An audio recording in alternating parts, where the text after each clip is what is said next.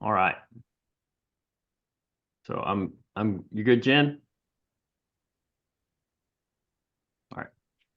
Go. I apologize. That was my spouse telling me the internet issue should be temporary. I don't believe him. You gotta kick him off the Xbox. Tell him he can't be playing video games while you're on a webinar. That was done. He came in and claimed innocence. So,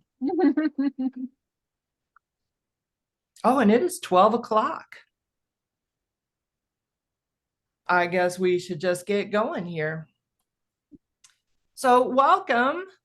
I am so glad you're all with me today.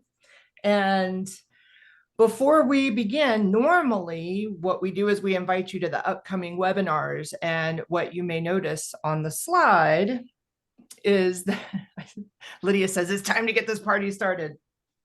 What you might notice on the slide is that we are intentionally slowing things down for the summer. Normally we have reduced attendance anyway because everybody's on vacation. So in June, we're going to have our mid-year check-in with the board. And we invite everyone to check in with us. Let us know what you're working on, how your year is going, how we can support you better. And we're going to skip July. We're just taking that month off. And then we're coming back in August. I think we're going to be talking about using generative artificial intelligence in your training programs. So Chuck Stewart is going to come to us with that, but we're working this out with his schedule. And I don't know if we're doing August or September. So with that said, just let us know if there's anything that you want to talk about. Are there any topics that you'd like to present? Are there topics that you'd like to hear about? Do you want us to find a speaker? Just let us know. Contact myself, Craig Tapple, anyone on the board. They know where to find me.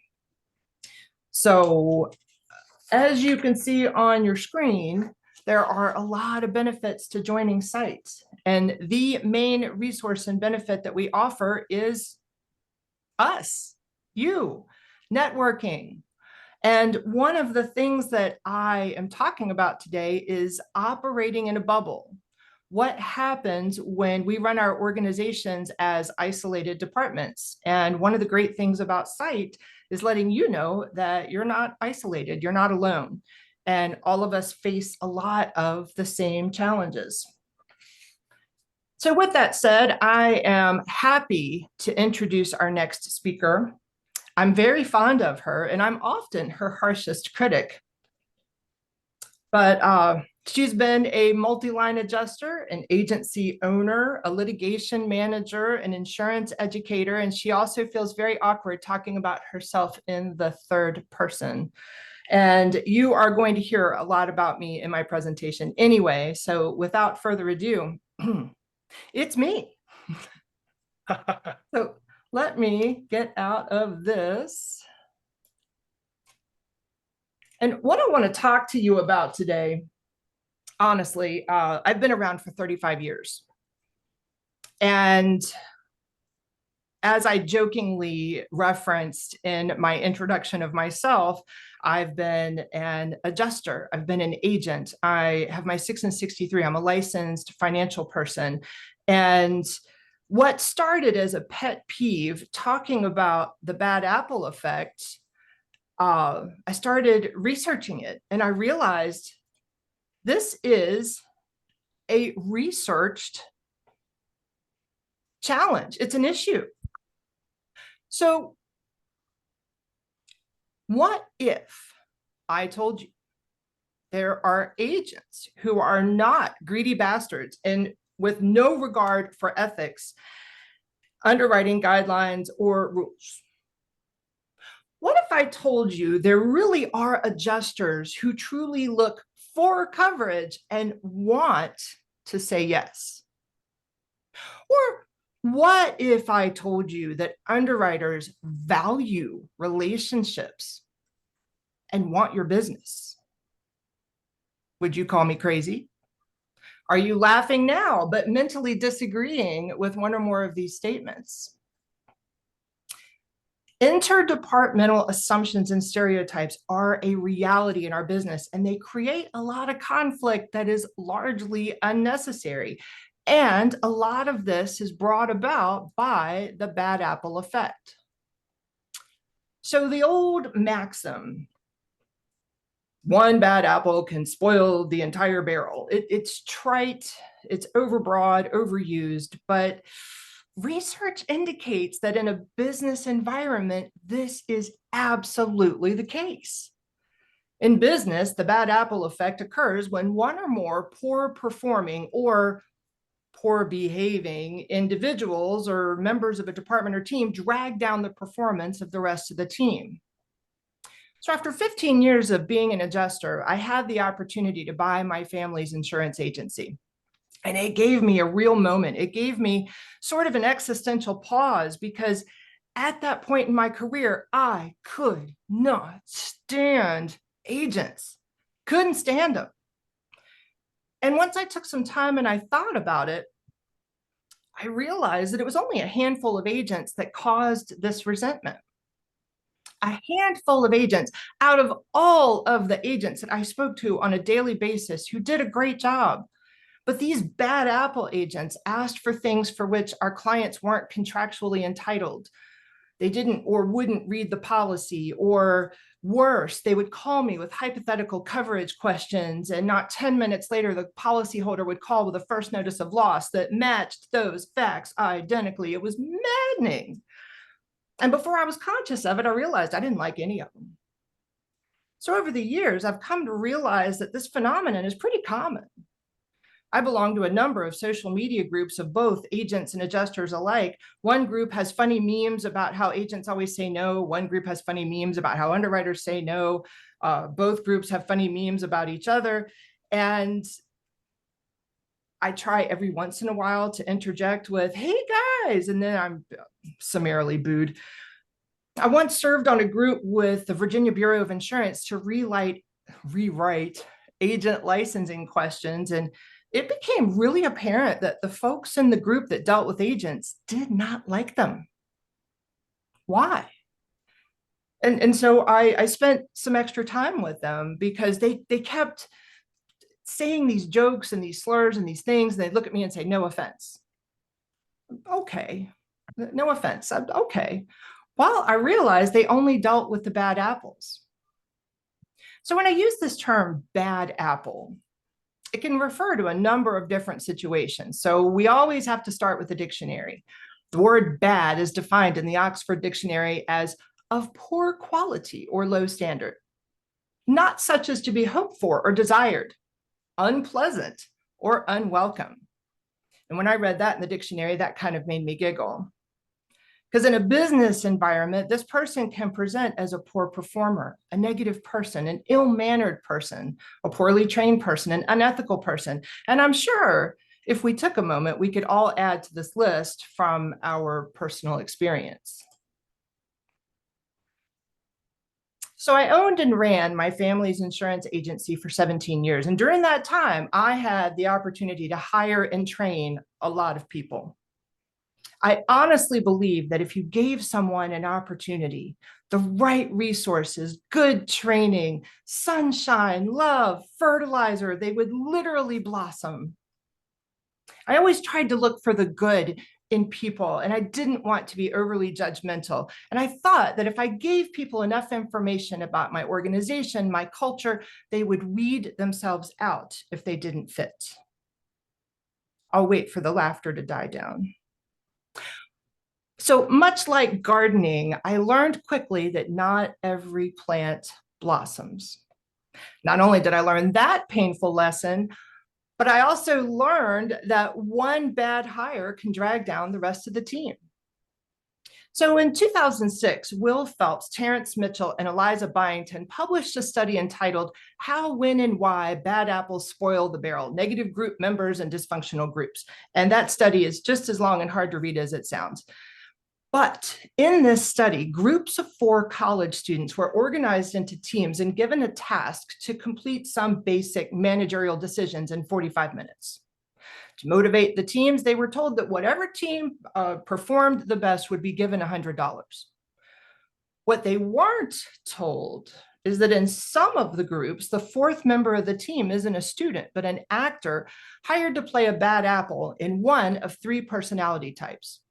The first is the depressive pessimist, the person that complains that the task they're doing isn't enjoyable, and they make statements doubting the group's ability to succeed, kind of like Saturday Night Live's Doug and Wendy whine. The jerk says that other people's ideas aren't adequate. They offer no alternatives, but yet the group needs to listen to that person because they're the expert. Or the slacker, the shrugger, whatever. I just don't care. It doesn't matter. Nothing we do matters. So the conventional wisdom, especially when you read a lot of the older leadership books, say that these people shouldn't have much effect on the group at all. Group dynamics are powerful, and the positive should override the negative. And that study revealed quite the opposite. They reran this exercise over and over again, and invariably, the groups that had the bad apple would perform worse, despite the fact that people in this group, some of these groups had some very talented, smart, likable people. Phelps found that the bad apples behavior had a profound effect. Groups with these bad apples performed 30 to 40% worse than the control groups. On teams with the bad apple, people would argue, fight, shut down. They didn't share relevant information, and they communicated less. Even worse, other team members would start to take on some of the personality traits of the bad apples. The groups that had jerks had people that started to act like jerks. The people that had slackers had people that started to just not care, shut down, stop communicating. So what they found is that the worst team member is the best predictor of how any team performs. Psychologist Roy Baumeister and his colleagues did similar studies, and they concluded that, and I'm going to quote here, the negative thoughts, feelings, and performance they trigger in others are far larger and longer lasting than the positive responses generated by more constructive colleagues. Baumeister's studies also found that work teams whose leaders engaged in these behaviors, like persistent rudeness, arrogance, micromanagement, indecisiveness, these teams made less daily progress, did less creative work, and were ultimately less successful than teams with persistently positive leaders. Employees recalled leaders' negative actions a lot more readily, more intensely, and in more detail than positive actions. Beyond my own experiences, it only takes a brief survey of business owners and managers across a number of industries to find out that hiring and screening candidates is no easy task. Certainly not my favorite task. It turns out most people do not reveal their true selves in an interview. Many people are not interested in blossoming or succeeding, at least by your definition, or sometimes even getting along with the team. In a Wall Street Journal article, Akshay Kothari and Ankit Gupta are the owners of Pulse. Pulse is a company in Palo Alto, California that develops apps. They recommend not only multiple rounds of interviews with several members of the organization, but also bringing the candidates in for a couple, 2-3 days to do brief kind of fake work assignments. And that way they get other members of the team to evaluate that person's ability and that person's personality. How does this person deal with setbacks? Do they know when to ask for help? Do they know when to ask to give help? Is this the kind of person that we want to work with? Oh, Lydia, that's great. So, bad apples aren't just hired. Existing team members can develop into bad apples, and this is nothing new to any of us. It can happen with leadership changes, burnout, which, by the way, is very prevalent in our industry right now. Poor training, lack of training, workload overwhelm because of staffing inadequacies. These individual performance issues can happen slowly over time, and no one seems to notice until it becomes a real problem. Research also indicates this can happen because of siloed management and siloed training. So when I talk about that, what am I talking about with siloed management and training? Silos in an organization occur when teams or departments work in isolation from the rest of the company, focusing solely on their specific objectives without considering the broader company needs. This compartmentalization occurs frequently with insurance carriers. And again, I know there are parts of this where I really feel like Captain Obvious, but it's something that not a lot of us talk about. There are a lot of challenges that come about because of siloed teams, but I would argue that the greatest of these is communication. A lot of authors writing about leadership over the years have opined that one of the elements of successful leadership is effective communication. More specifically, communicating the shared vision of the company in a way that's important to each member of the team. Of course, the larger the organization, the more difficult of a task that is to achieve. And it becomes even more of a challenge when each department is trained and managed as if it were completely separate from the rest of the organization. This issue was starkly apparent to me as an agent when communicating with different areas of management. Sales management had one message and one message only: sell more. Why aren't you selling more? You should sell more. Sell more. Okay. Even when announcing things like rate increases or lower appetite for certain risks, the message was still sell more. Okay. Well, in the same day, or possibly even in the same meeting, you have compliance management that comes in and says, well, yes, you should absolutely sell more, but you should also please abide by the underwriting guidelines, act ethically, and take great care of our clients. And that message was usually very targeted and not holistic at all. And this type of siloed cross messaging can be completely at odds with the other. And even when it's completely unintentional, it serves to demotivate and confuse the audience. The end result of this type of communication is even more exacerbated when the overall vision and purpose isn't clear and the leaders are running their departments as separate organizations altogether. So siloed training intensifies this isolation because each role is trained specifically for that role and that role only. Content is limited to exactly what that person needs to fulfill the purpose of that role. And honestly, that makes sense. It's efficient.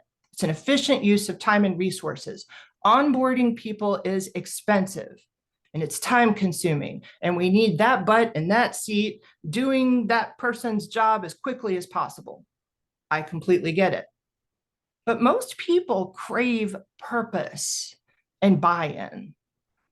At minimum, each person should understand how their role is vital to the company's success, and they need to feel valued in that capacity. And on a more functional level, there are many roles that require collaboration with other functions in the company.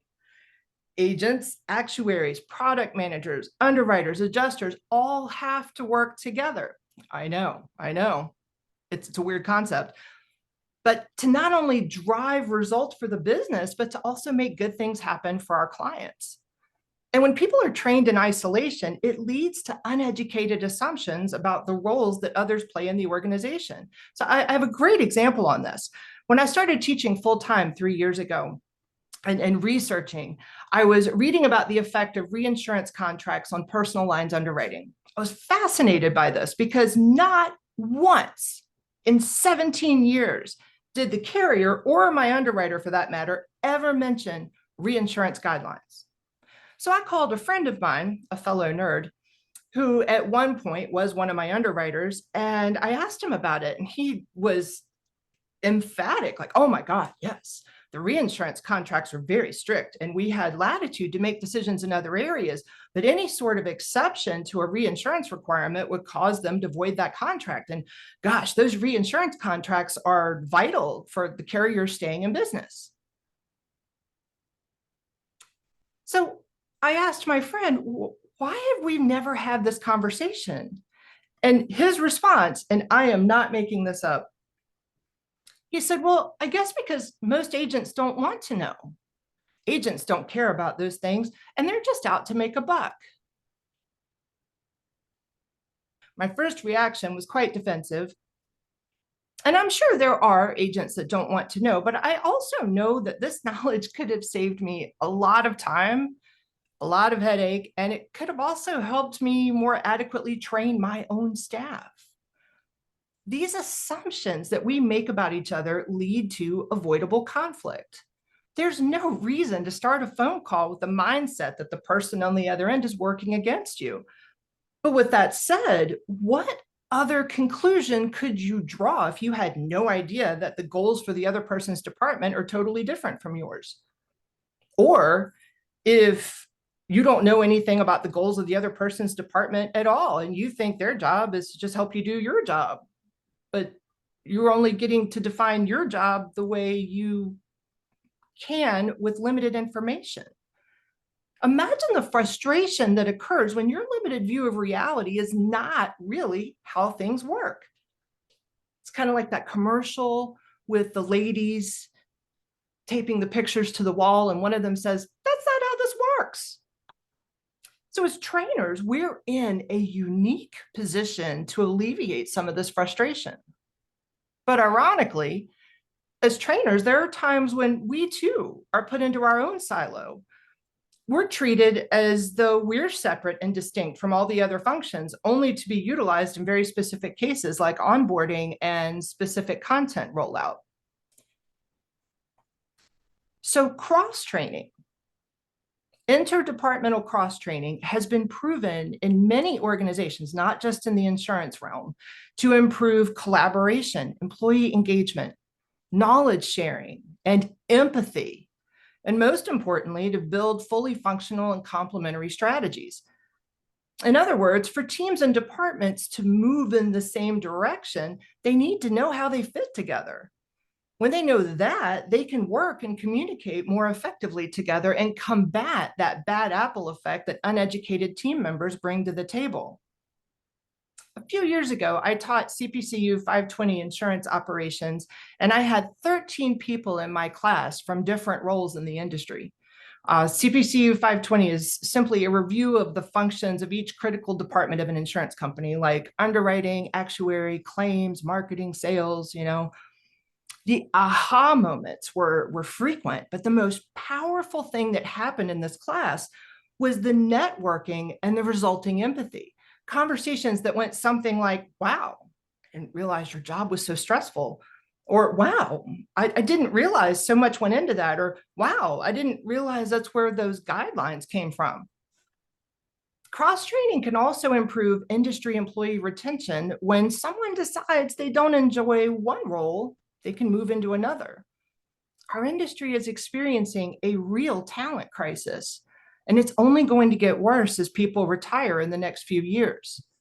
It would make sense to create not only an environment that fostered engagement, but exposure to other roles in the industry in the event the person is not suited for that role. Not everyone enjoys sales. Believe me, I'm one of them. So, what if it's not about training? Gosh, I'm glad you asked. In our most recent Train the Trainer session, I co-facilitated the chapter on developing the training needs analysis. One of my favorite quotes in the textbook, because it hits way too close to home, is, quote, "We want to avoid the tendency to solve the problem before we know what the problem is." Well, we do this a lot as an industry. Well, we're an industry of problem solvers after all. But my point, though, is not every problem is a training problem. Some problems are performance problems that deserve individual coaching. So many times, managers, leaders, supervisors will identify a performance problem and immediately decide it's a training issue. And again, that's not always the case. It's interesting to me that the A in the ADDIE model is analysis. Our jobs as trainers is to first analyze, among other things, the need for training. And in many corporate environments, This is done for us and not very well. So one of the challenges we face is to discreetly reanalyze this need and diplomatically discuss this with the stakeholders that enlisted our help in the first place. And sometimes I know we are instructed to continue with the plan that was given to us. And, yes, we do that too. So with that in mind, another element of the bad apple effect is the punishment of the group, because management will not address the individual that's not performing or not behaving well. This plays out in several ways, including, but not limited to, training as punishment and legislated morality. Now, I know each and every one of you have experienced training as punishment. I don't need to do a survey.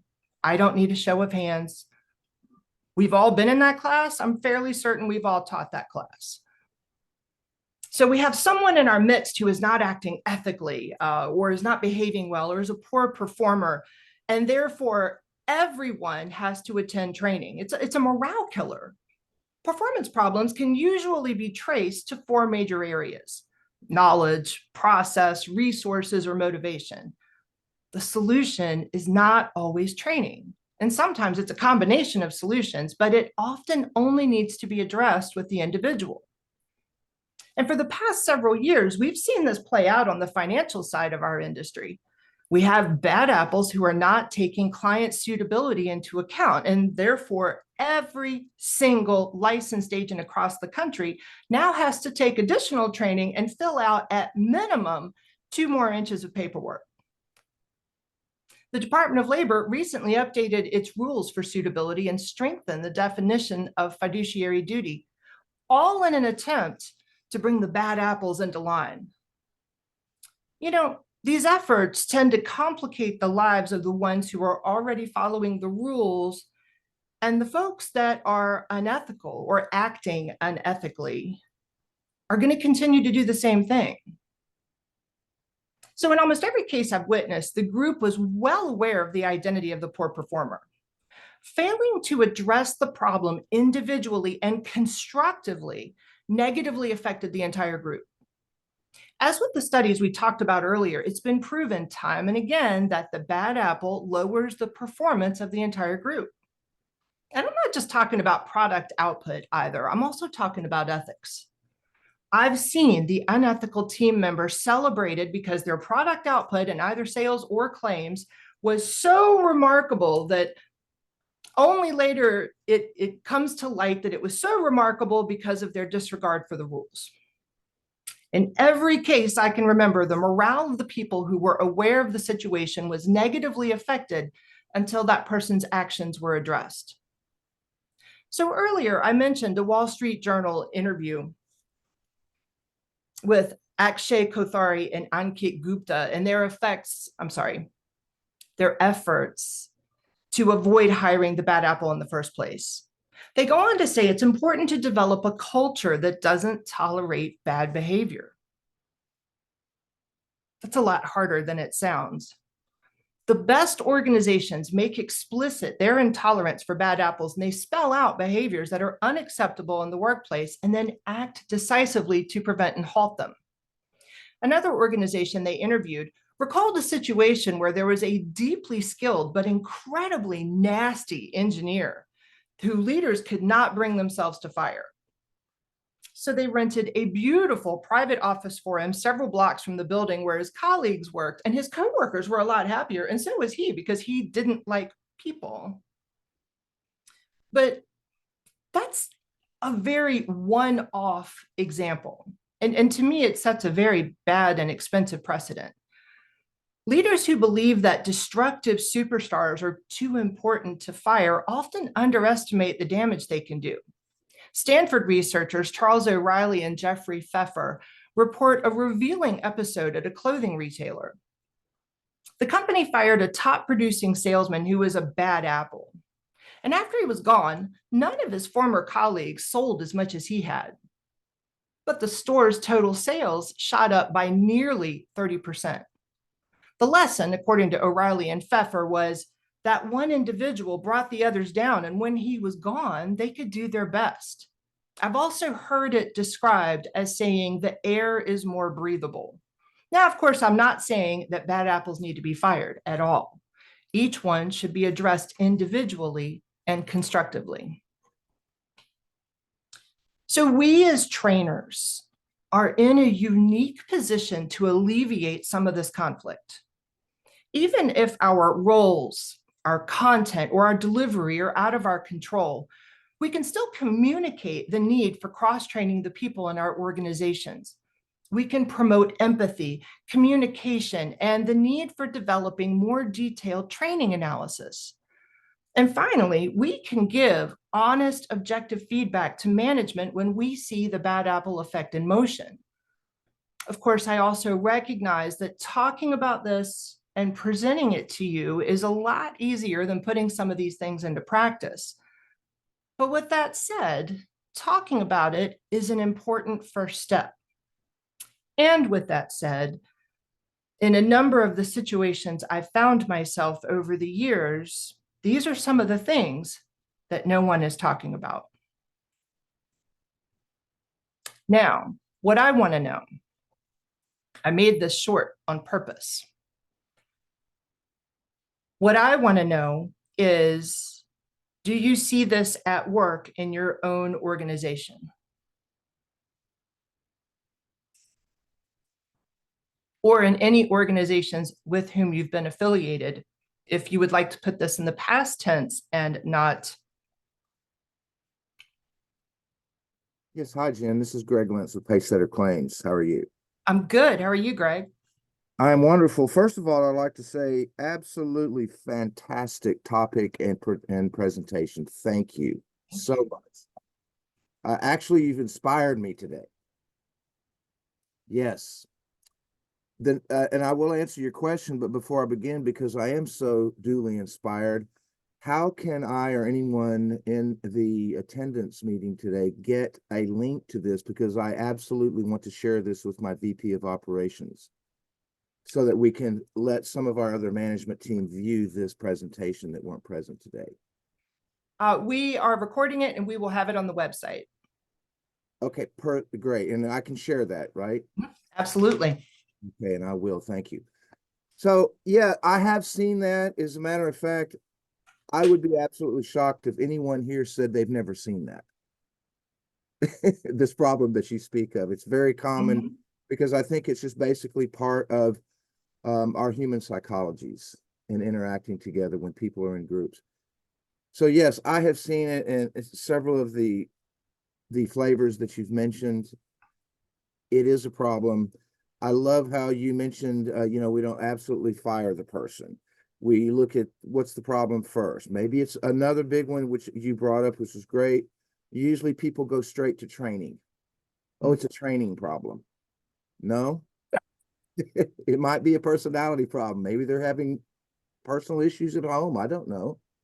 It could be anything like that, but yes, I have run into it, and I will close. I don't want to take much more time, but when I train people, what I try to, in all the stuff you mentioned today, and all the bad apples and anything that is non-productive, I always boil it down to one of my favorite people of all time, Albert Einstein, was very good at this. Boiling a complex situation down to a simple definition. And that is, all of this relates to being selfish. It's a personal thing. Because what we're all doing, and especially our industry, is we're serving the insured. That's what it really all boils down to. So when I see adjusters or agents or managers or desk adjusters or somebody in underwriting or anybody or teams that are not performing well, it's usually, in my opinion, obviously there's lots of reasons, like you said, we have to identify the problem. I think the root problem is always the same.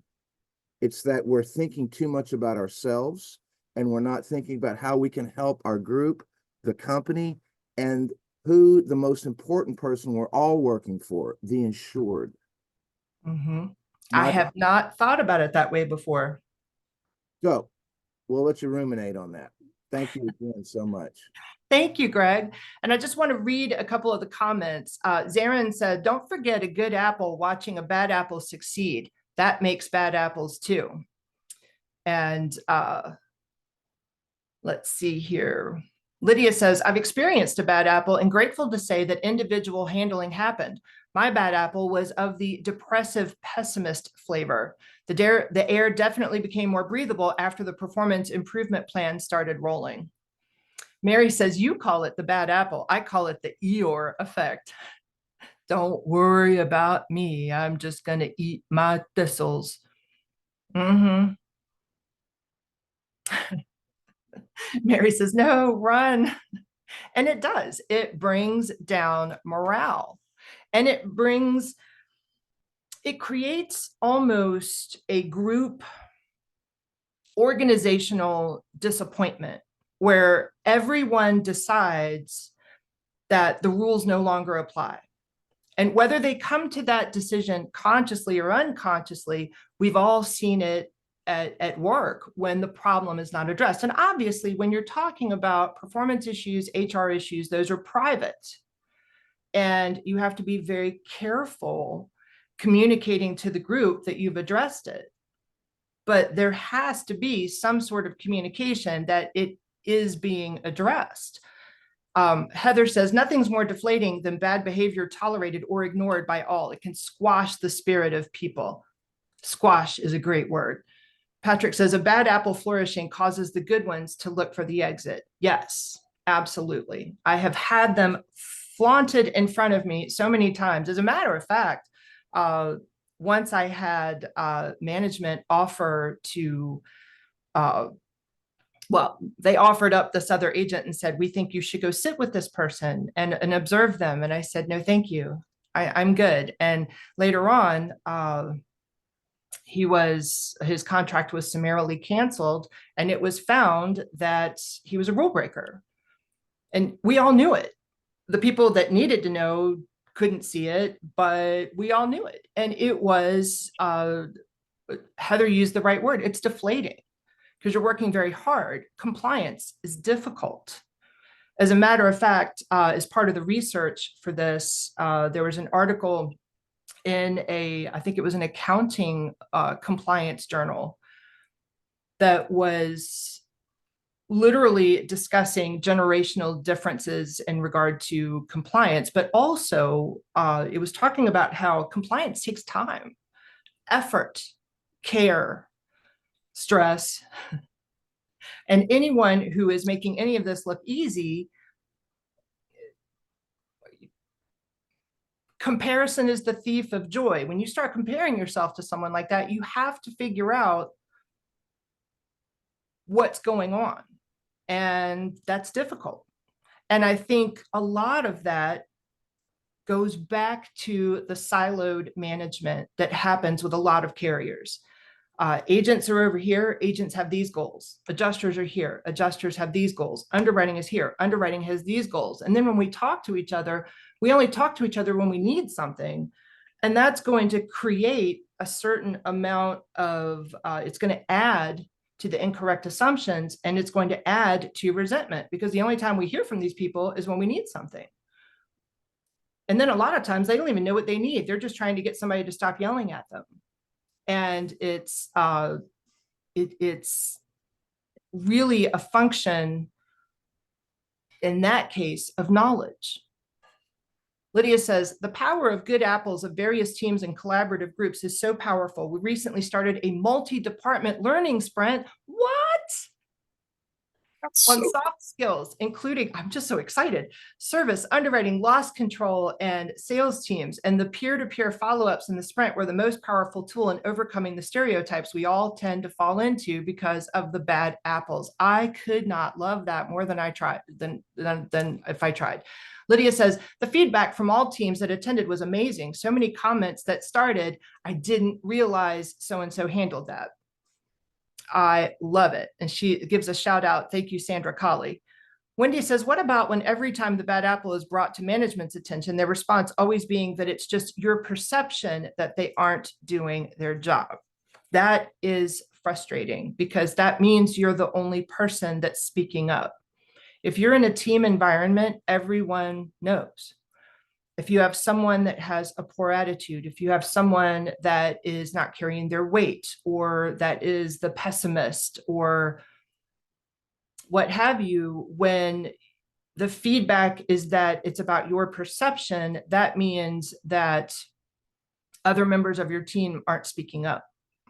And in that event, the challenge there is to have people give their objective feedback to management without engaging in a witch hunt. You have to be very careful when you're building collaboration on a team, and your collaboration in your mind is simply to get people to give their feedback to management, when there's a very fine line between that and the witch hunt. It's a challenging position to be in, and I'm sure somewhat depressing. So yeah. Lydia says, I love the statement, gather objective feedback without engaging in a witch hunt, because when your emotions get involved and you get frustrated, because this entire situation that we're discussing today is frustrating. Working on a team is not for the faint of heart, because we're usually thrust, we don't get to pick the members of our team. Well, I did running the agency, and I still didn't do a great job at team building. So it's difficult. And when you get frustrated, and your emotions get involved, a lot of times it's difficult to maintain your objectivity. Sandra says, I had the experience in an organization when having to lead a project team. A key person on the team who had higher seniority wasn't cooperating, and unfortunately, the project sponsor didn't back me up when trying to hold them accountable. Oh, yeah, that is what we call an untenable position. And that can lead to a lot of frustration, because it makes it more difficult for the team to accomplish what the team set out to do. And there are times, I mean, and here's what we don't discuss too, is there are times when the team does not achieve its goals. Lydia says, when you get emotional, the rational message gets lost in the veil of emotion. Yes. And it undermines our credibility. Absolutely. Yes. And that's the other part of this. It's very easy to sit here and talk about this with you as if this is all completely rational and objective. Insurance is a human business, full of human emotion, both from our clients, our teams, our management, our vendors. And we have people coming to us with stereotypes about our industry, and then we're also combating the stereotypes about ourselves from within. It's crazy. Lydia says, and you mean it's not just about forms? Oh, Lydia, it's absolutely about the forms. I love paperwork. It's my favorite. And it's about saying no, and it's about, the list is endless. And when I teach, one of the things that I talk about, which is slightly controversial, is the fact that as an industry, I think we've done it to ourselves, really, because we've spent billions of dollars with a B teaching the general public that the only thing that matters is saving money. Save money, save money, save money, save money. We haven't spent any of that money really teaching them about the fact that it's a large risk pool and not a bank account, and that fraud hurts everyone, and that it wasn't meant to cover everything. It's not an HMO, and what the language means and how to shop for it, because it's not a commodity and all the forms are different. Now I sound like Bill Wilson, and I think I'm just going to, I'll put that soapbox back under my desk for another presentation. Lydia says, I love ISO forms, but she uses the apple emoji. Zarin says, I think we should acknowledge that being a bad apple isn't the same as being a bad person. Sometimes a bad apple is that way because they can't put themselves in another person's shoes. I think that's the power of your presentation. Cross-training creates empathy, which helps good people to avoid being bad apples.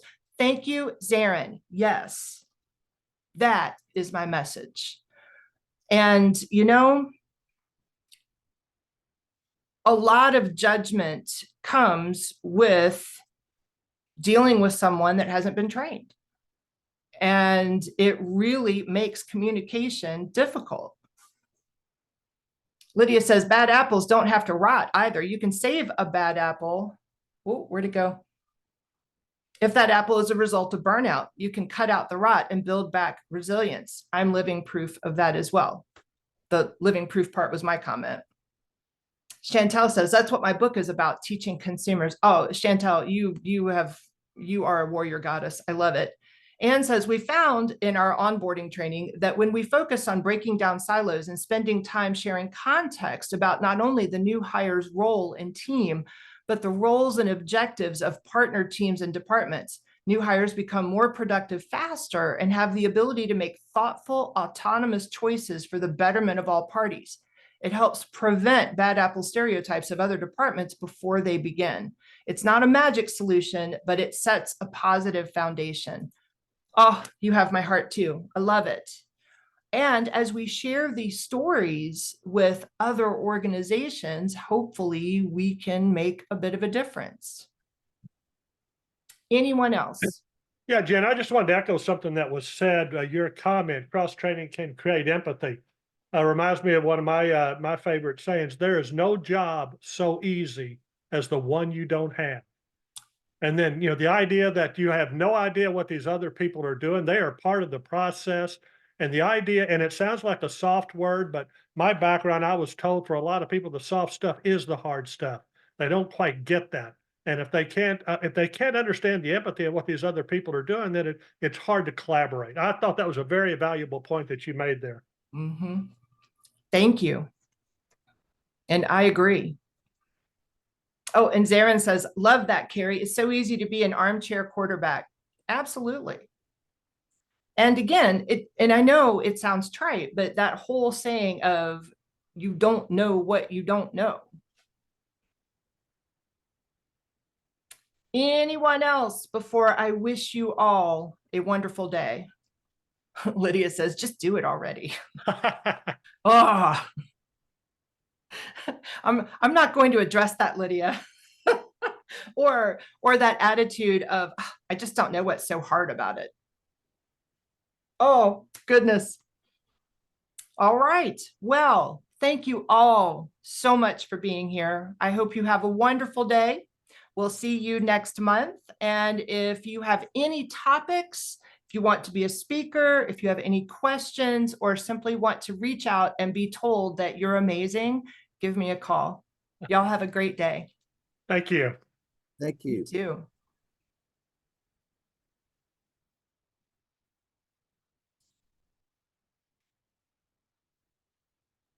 Thank you, Jen. I was late. How'd it go? Hey, Patrick, Hey, how do we turn off the recording? Hang on. I think I can do this. No? No. Whoops. Oh. So Sorry. here we're